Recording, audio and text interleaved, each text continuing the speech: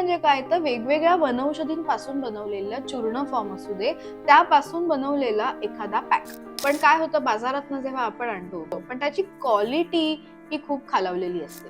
तर ते टॅनिंग जाण्यासाठी सुद्धा आपल्याला ही हळद मदत करत असते. आणि त्यामुळे चेहऱ्याला छान थंडावा मिळण्यासाठी आपल्याला ह्या चंदनामुळे मदत होत असते. हॉर्मोनल इम्बॅलन्स होत असेल तर तो जाण्यासाठी सुद्धा या उठण्याने आपल्याला मदत होत असते. त्याच्यामध्येच काही जण बेसन किंवा तांदळाची पिठी ह्याचा सुद्धा वापर करतात. पण त्या गोष्टींना काही जणांना त्रास होऊ शकतो, काही जणांना बेसनाची सुद्धा अलर्जी असते. आता हे उठणं टॅनिंग घालवण्यासाठी, डेड स्किन रिमूव्ह करण्यासाठी, घाम जर जास्त प्रमाणात येत असेल तर त्याचं प्रमाण कमी होण्यासाठी आणि चेहऱ्याला छान कांती मिळण्यासाठी सुद्धा उपयुक्त आहे.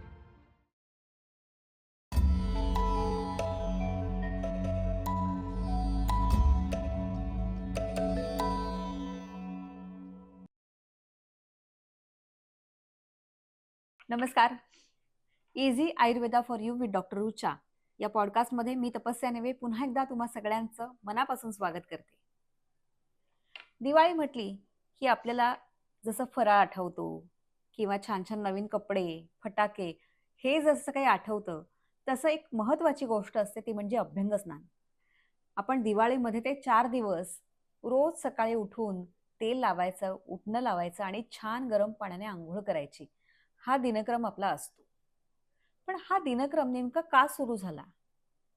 ते उठणं का लावायचं? ते तेल का लावायचं? असे अनेक प्रश्न लहान मुलांना पडतात. तसे ते मलाही माझ्या लहानपणी पडायचे, तुम्हालाही पडले असतील. तर ह्याच सगळ्यावरती आज आपण जाणून घेणार आहोत डॉक्टर रुचा यांच्याकडनं. डॉक्टर रुचा, नमस्कार. नमस्कार. मी जसं म्हटलं की उठणं आणि तेल हे दिवाळीमध्ये लावलंच जायचं. अभ्यंग स्नान हे अत्यंत महत्वाचं असतं आणि तेही पहाटे उठून करायचं असतं. पण मला प्रश्न हा पडतो की उठणं का लावायचं आणि ते नेमकं तयार कसं होतं? ओके. सो उठणं आयुर्वेदानुसार खूप महत्वाचं आणि ते खरं रोज वापरण्याची गोष्ट आहे. ते असं नाही आहे की फक्त दिवाळीत वापरायचं असतं. तर आयुर्वेदानुसार ते आपण खरं तर रोज अंघोळीच्या वेळेस वापरणं गरजेचं असतं. पण आपण आता ट्रेंड बदलला, साबण आले किंवा इझी यूज झाला, त्याच्यामुळे आपण कुठेतरी आपलं जे उठणं आहे ते साबणाच्या रूपांतरात यायला लागलं किंवा साबण वापरायला लोक लागली. पण खरं बघायला गेलं ना तर आपल्याला दिनचर्या जी आयुर्वेदात सांगितलेली आहे ना, त्याच्यामध्ये काय सांगितलंय की तुम्ही पहिले व्यायाम करायचा, व्यायाम झाला की तुम्ही छान अंगाला तेल लावायचं, त्याला आपण अभ्यंग म्हणतो. आणि तेल लावल्यानंतर उद्वर्तन असा शब्द आयुर्वेदात आलेला आहे. आणि त्यावेळेस उद्वर्तन करताना उपटण म्हणजे सुगंधी द्रव्यांपासून बनवलेलं असं पावडर फॉर्म आपल्याला शरीराला लावायचं. आता आयुर्वेदानुसार आपण बघायला गेलो तर ह्यालाच आपण बाथ पावडर असं म्हणतो, की जी अंघोळ करताना वापरायची असते. तर ह्या वनौषधी आहेत ना, ह्या वनौषधींना वेगळा त्यांचा स्वतःचा सुगंध आहे. आणि तसंच ही पावडर आपण जेव्हा शरीराला लावतो तेव्हा आपल्या शरीरावर जर डेड स्किन असेल किंवा काही आपल्याला शरीरात घाण जमलेली असेल तर ती त्वचेवरून निघून जाण्यासाठी या उठण्याने आपल्याला मदत होत असते. तसंच डिटॅन होण्यासाठी सुद्धा ह्या साध्या उठण्याने आपल्याला मदत होत असते. आणि आपण पार्लर मध्ये जाऊन डिटॅन करून येतो स्किन. येस. सो साधं डिटॅनिंग साठी सुद्धा आपण हे उठणं वापरू शकतो. उठणं म्हणजे काय तर वेगवेगळ्या वनौषधींपासून बनवलेल्या चूर्ण फॉर्म असू दे, त्यापासून बनवलेला एखादा पॅक जो आपण घरगुती असू शकतो, तुम्ही घरीही बनवू शकतात किंवा आपण बाजारातून आणतो. पण काय होतं, बाजारातनं जेव्हा आपण आणतो अगदी दिवाळीच्या वेळेस तर अगदी 10-20 रुपयाला उठणं मिळत असतं, पण त्याची क्वालिटी ही खूप खालावलेली असते. त्याच्यामध्ये खरंच वनौषधी पावडर किती वापरलेल्या आहेत, किती त्याचं प्रमाण वापरलेलं गेलं आहे ह्याची काहीच आपल्याला माहीतच नसते. बरोबर. सो अशा वेळेस त्या गोष्टींमुळे काही पेशंट्स मध्ये दिसून आलं की त्यांना त्याच्यानंतर सर्दी खोकला व्हायला लागला उठण्यामुळे, बिकॉज त्याच्यात काही वेगळे पदार्थ ऍड केलेले होते, त्याने अलर्जी होत होती पेशंट्स मध्ये. सो असं न करता आपण ते स्वतःही बनवू शकतो आणि ते बनवून आपण ते रेग्युलर वापरू शकतो. म्हणजे आठवड्यातनं 2दा आपण ते वापरू शकतो. स्वच्छ पहिले अंगाला मस्त छान तेल लावून घ्यायचं. तेल लावून झाल्यावर आपण हे दुधात मिक्स करून किंवा नुसतं सुद्धा आपण ते वापरू शकतो. पाण्यात मिक्स करून ते आपल्या शरीरावर आपण लावायचं असतं. सो ह्यानी काय होतं, तर छान ग्लो येते, म्हणजे एक छान कांती आपल्या त्वचेला येते. जसं त्वचा हा आपण आपला दागिना समजतो, की बरोबर. प्रत्येकाला ती छान असावी असं अगदी, वाटतं. अगदी. आणि कुठलाही रंग ह्यापेक्षा सुद्धा त्याला एक चमक असणं गरजेची असते. बरोबर. सतेज कांती आपण म्हणतो, की एक तेज असलं पाहिजे जर त्यात. अशी एकदम खूप ड्राय स्किन हो, असेल, हो. तरी ती छान नाही दिसणार. त्याला बरोबर. ती चमक नसते किंवा ती एकदमच रफ वाटायला हो. लागते. कोणी चुकून हात लावला तरी ते विचारतात, "अरे तुझी स्किन एवढी ड्राय का वाटतीये?" तर हा ड्रायनेस जाणं गरजेचं आहे. तसंच आपल्या शरीरात जेव्हा पित्त वाढलेलं असतं, तेव्हा सुद्धा आपली स्किन ही खूप सेन्सिटिव्ह होऊन जाते. बरोबर. म्हणजे त्याच्यावर काही लावलं तरी ती जळजळायला लागते किंवा ती हं. त्रास द्यायला लागते. काही जणांमध्ये ॲक्ने यायला लागतात. अ, तसंच पिगमेंटेशन यायला लागतं. तर हे सगळं आपल्याला इन फ्युचर जर नको असेल, तर आपण पहिल्यापासूनच उठणं वापरणं गरजेचं आहे. बरोबर. पण आता पहिल्यापासून नसेल वापरलं, तरी आत्तापासून वापरायला काय हरकत आहे? हो, नक्कीच. त्यामुळे आज आपण सगळ्यांना घरी उठणं कसं बनवायचं हे हं. दाखवणार आहोत आणि नक्की आयुर्वेदातल्या कुठल्या वनौषधी किंवा कुठल्या सुगंधित अशा वनौषधींचा वापर केला जातो, त्या कशा वापरायच्या हे आज आपण ह्या पॉडकास्टमध्ये किंवा व्हिडिओमध्ये सांगणार आहोत.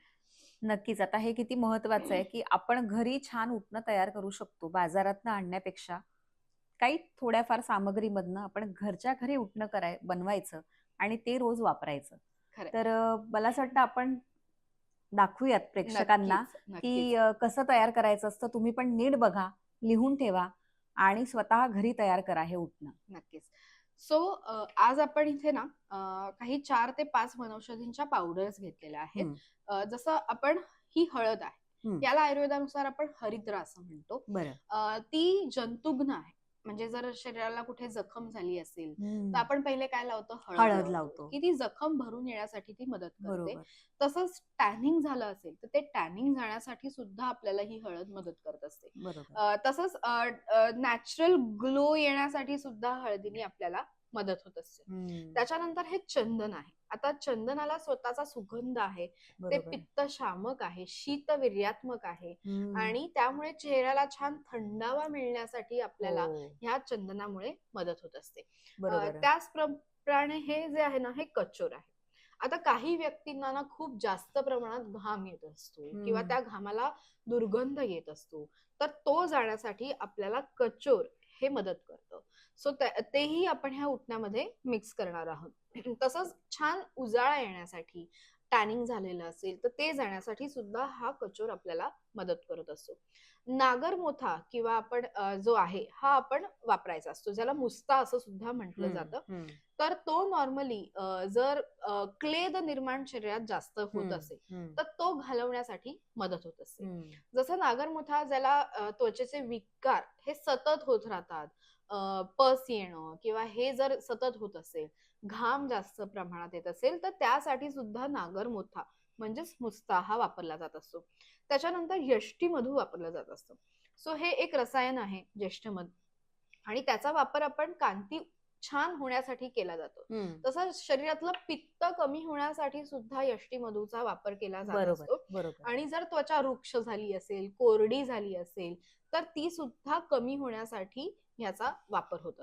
मला वाटतं चंदनामुळे पण पित्त शमन होत शमन असतं. होतं हो, ना? हो, हो. त्याने सुद्धा होत असतं आणि ह्या सगळ्या वनौषधींचा ना स्वतःचा सुगंध असतो. ते हं. लावल्यावरच आपल्याला ना खूप छान असं प्रसन्न प्रसन्न वाटतं. वाटतं. आणि आपल्याला ते हार्मोनल इम्बॅलन्स होत असेल, तर तो जाण्यासाठी सुद्धा या उठण्याने आपल्याला मदत होत असते. हं. त्याचप्रमाणे आपण गुलाबांच्या पाकळ्यांची पावडर किंवा गुलाबांच्या हो. पाकळ्या सुद्धा वापरू शकतो. त्या सुद्धा आपण त्याच्यात मिक्स करू शकतो. हं. पण आता हे वापरायचं कसं? तर नॉर्मली आयुर्वेदामध्ये जे उद्वर्तन सांगितलेलं आहे, तर पहिले आपण शरीराला तेल लावून घ्यायचं. तेल लावल्यानंतर विरुद्ध दिशेने म्हणजे जसे केस ज्या दिशेने आहे, त्याच्या विरुद्ध दिशेने आपल्याला ते अच्छा. नेहमी अप्लाय करायचं असतं. म्हणजे उलट उलट लावायचं, लावायचं असं नाही असं लावायचं. नाही लावायचं हा. हे सो महत्वाचं आहे, लक्षात येस, ठेवा. तर ते उलट्या दिशेने नेहमी लावायचं असतं आणि छान मसाज करायचा आणि मग नंतर अंग स्वच्छ धुवायचं. ह्याने काय होणार तर रक्ताभिसरण वाढायला सुद्धा, त्वचेखालचं जे रक्ताभिसरण आहे ते नीट सुधारण्यासाठी, टॉक्झिन्स जे आपल्या शरीरात साठलेले आहेत ते त्वचेमार्फत बाहेर पडत असतात. म्हणून ज्यांना सारखे पिंपल्स वगैरे येतात त्यांच्यामध्ये ते टॉक्झिन्स हे वाढलेले असतात, बरोबर. बॅक्टेरियाज वाढलेले असतात. तर ते नीट होण्यासाठी, त्याचप्रमाणे काहींमध्ये ऑइल सिक्रेशन हे जास्त प्रमाणात होत असतं. बरोबर. तर त्याचं प्रमाण कमी होण्यासाठी सुद्धा हे उठणं मदत करतं. आणि पिगमेंटेशन वगैरे असतं हो, त्याच्यासाठी सुद्धा हे त्याच्यासाठी चालतं. सुद्धा पिगमेंटेशन साठी सुद्धा हे उपयोग करतं. हम्म. कसं असतं काही जणांना ना, आता ह्याच्यामध्येच काही जण बेसन किंवा तांदळाची हो पिठी हो ह्याचा सुद्धा वापर वापर करतात. करतात. पण त्या गोष्टींना काही जणांना त्रास होऊ शकतो, काही जणांना हम्म. बेसनाची सुद्धा अलर्जी असते. बरोबर. सो आपण ते न वापर करता आपण साध्या ज्या वनौषधी आहेत त्याचाच वापर केलाय. म्हणजे अगदी ग्रंथोक्त न करता आपण त्याच्यात थोडं मॉडिफिकेशन केलेलं आहे की ज्यामुळे ते आत्ताच्या काळाप्रमाणे आपण वापरू शकतो. आणि हे लहान मुलांना सुद्धा लावलेलं चालतं. हो, लहान मुलांना लावलं तरी चालतं, पण पॅच टेस्ट करणं कुठलंही स्किन प्रोडक्ट ओके. असू दे किंवा काहीही करताना पहिले थोडी हातावर पॅच टेस्ट करणं, म्हणजे हाताला बरोबर. थोडं लावून बघायचं काही त्रास होत नाही आहे ना. कारण का ह्या सगळ्या खऱ्या बघायला गेलं तर वनौषधी आहेत, नैसर्गिक आहेत, पण काही जणांची स्किन सेन्सिटिव्ह असते. जसं काहींना नुसत्या बेसनाने सुद्धा अलर्जी, अलर्जी पुरळ होते. येतं लाल रंगाचं. तर तसं नाही झालं पाहिजे. तर ते म्हणून आपण ह्यात वापरत नाही आहोत की आपण हे छान स्टोअर करून ठेवू शकतो. पण वापरताना मात्र ना ते कोरडं राहिलं पाहिजे. चूक कुठे हा. होते की हे वापरताना त्याच्यातच अंघोळ करताना तिथेच ठेवलं जातं, त्याच्यातच तो चमचा ओला घातला जातो, त्याच्यानंतर मात्र ह्याला फंगस धरू शकतो. हो. कारण का ह्याच्यात आपण कुठलंही प्रिझर्वेटिव्ह ऍड केलेलं नसतं की बरोबर. त्याला शेल्फ लाईफ वाढण्यासाठी. तर त्यामुळे ते खराब होऊ शकतं. म्हणून करताना काय बरोबर. करायचं, बॉटल ही नेहमी बाहेर ठेवायची. वाटीत पहिले ते काढून घ्यायचं आणि मगच ते वापरायचं. वापरायचं. तर त्याने काय होईल, पुढची जी पावडर आहे आपल्याला जी वापरायची आहे ती खराब होते. बरोबर.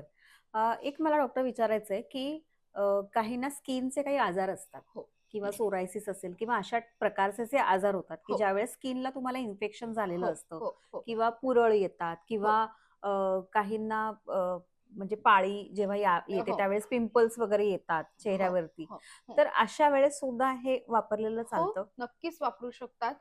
जसं आपण बघितलं की हा मुस्ता जो आहे ना, हं? तो काय करतो, जर पाणी येत असेल, जर स्किन मधनं उझिंग होत असेल, काही हा. प्रमाणात पाण्याचं प्रमाण जात असेल, तर ते थांबण्यासाठी किंवा जखम भरण्यासाठी सुद्धा ह्या मुस्ताचा वापर केला जात असतो. सो जेव्हा जेव्हा आपल्याला पिंपल येतो तर त्याच्यात पस असतो. हो. सो तो निघून जाण्यासाठी चंदन, नागरमोथा याचा आपण वापर करू शकतो आणि हळद याचा सुद्धा आपण वापर करू शकतो बरोबर. की ते म्हणजे मिक्स करून दुधात मिक्स करून किंवा तेलात मिक्स करून त्याचं ऍप्लिकेशन पिंपल्स वर जरी केलं तरीही चालू शकतं.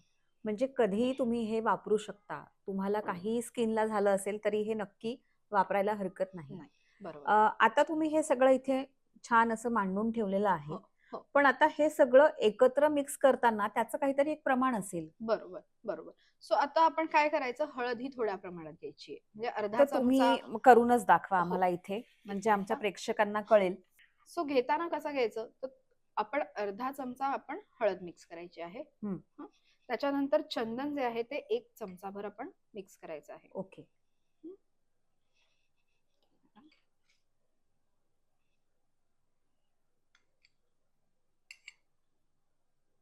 हं. आपण हळद घेतली आहे अर्धा चमचा, 1 चमचा चंदन. त्याच्यानंतर कचोर पावडर घ्यायची आहे आता आपल्याला पहिले, तर तीही 1 चमचा घ्यायची आहे. कचोर पावडर 1 चमचा. त्याच्यानंतर मुस्ता म्हणजे नागरमोथा, तो सुद्धा आपल्याला 1 चमचा घ्यायचा आहे. नागरमोथा 1 चमचा. त्याच्यानंतर यष्टी मधू जी पित्तशामक आहे, चेहऱ्याला छान कांती येण्यासाठी ज्याने मदत होणार आहे, ती आपण 1 चमचाभर घ्यायची आहे. ज्याला ज्येष्ठ मध असं सुद्धा म्हणतात. अच्छा. यष्टी मधूच म्हणजेच ज्येष्ठ मध. यष्टी मधू म्हणजे ज्येष्ठ मध, त्याची 1 चमचा पावडर तुम्हाला घ्यायची आहे. त्याच्यानंतर आपण त्याच्यात थोड्याशा गुलाबाच्या पाकळ्या सुद्धा घालायच्या आहेत, कारण का त्याला सुंदर असा वास सुद्धा यायला पाहिजे. तर आपण त्याच्यामध्ये थोड्याशा गुलाबाच्या पाकळ्या सुद्धा घालायच्या आहेत. आता हे बनवल्यावर तेव्हाच्या तेव्हा वापरायचं. ओके. सो आता घरात जर बनवलं तर एक एक चमचा घेऊन ह्या पावडर प्रत्येक जण वापरू शकतो. म्हणजे बरोबर. घरातला 4 जण जर असतील तर 4 जणांनी हे वाटून ते वापरू शकतात. आता ह्याच्यात आपण थोडस दूध घालून हे छान मिक्स करून घ्यायचं आहे. बर.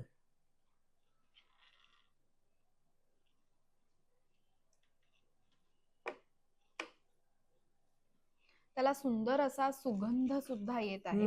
कारण सगळ्या वनौषधी आहेत पण तुम्हाला येणार नाही पण मला इथे येतोय छान सुगंध. सो त्यांचा स्वतःचा असा स्मेल आहे.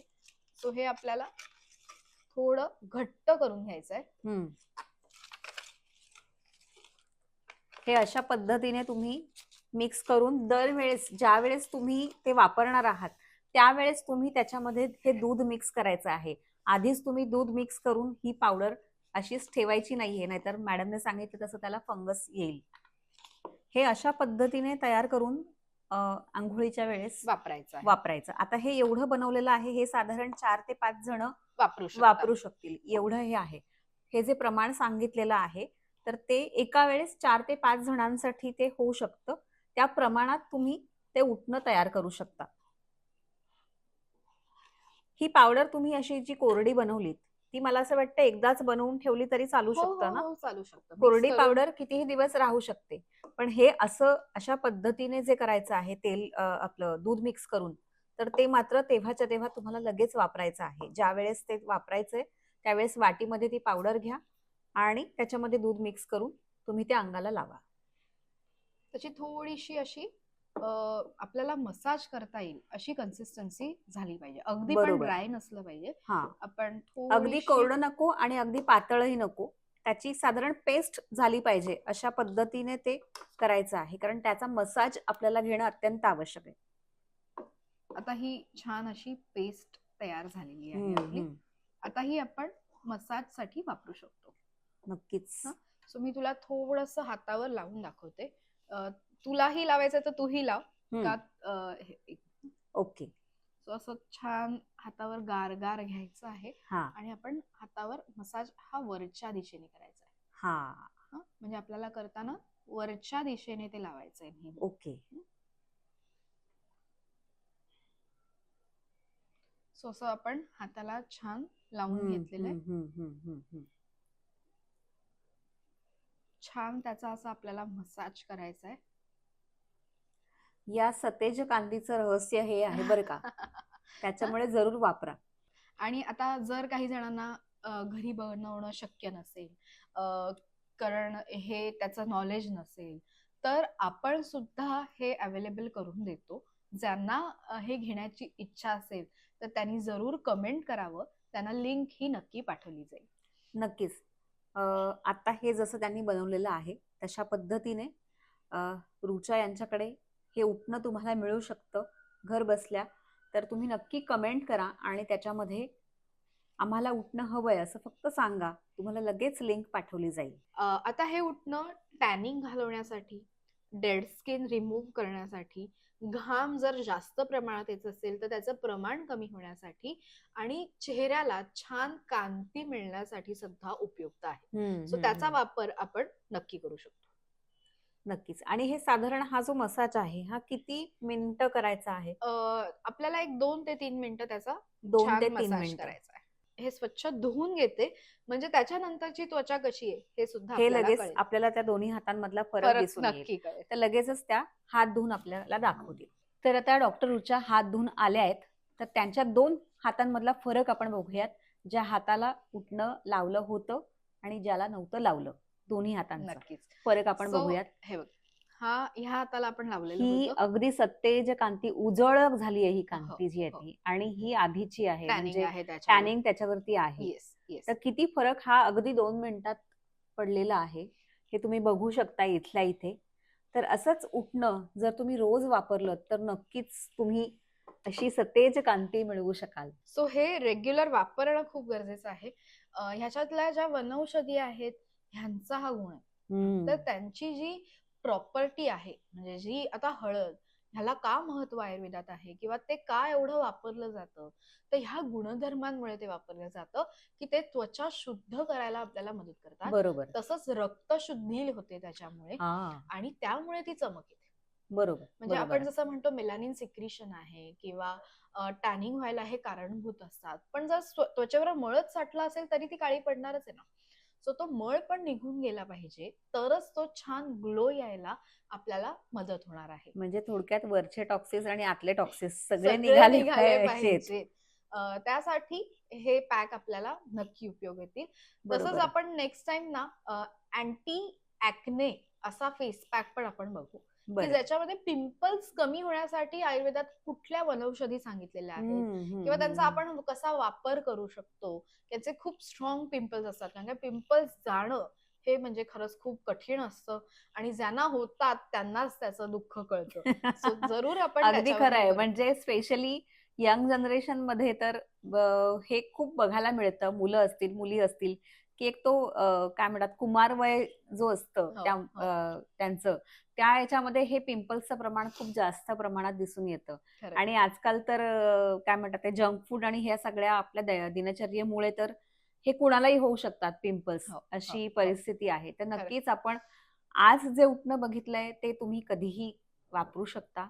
आणि स्पेशली जसं म्हणाले तसं की पिंपल्ससाठी जे वेगळं एक उठणं आहे ते आपण नक्की पुढच्या वेळेस बघूयात. आणि अजून काही काही असे वेगळे जर उठणे असतील तर आमच्या प्रेक्षकांना बघायला नक्कीच आवडतील, कारण प्रत्येकाची स्किन वेगळी असते, प्रत्येकाचे प्रश्न वेगळे असतात. तर तुमचेही काही प्रश्न असतील तर नक्की आम्हाला विचारा, खाली कमेंट करा. त्याच्यामध्ये तुम्हाला नंबर असेल त्याच्यावरतीही तुम्ही एन्क्वायरी करा. आणि असेच आमचे हे पॉडकास्ट बघत राहा आणि वेगवेगळ्या गोष्टी अशा आम्ही तुम्हाला दाखवत राहू. धन्यवाद. धन्यवाद.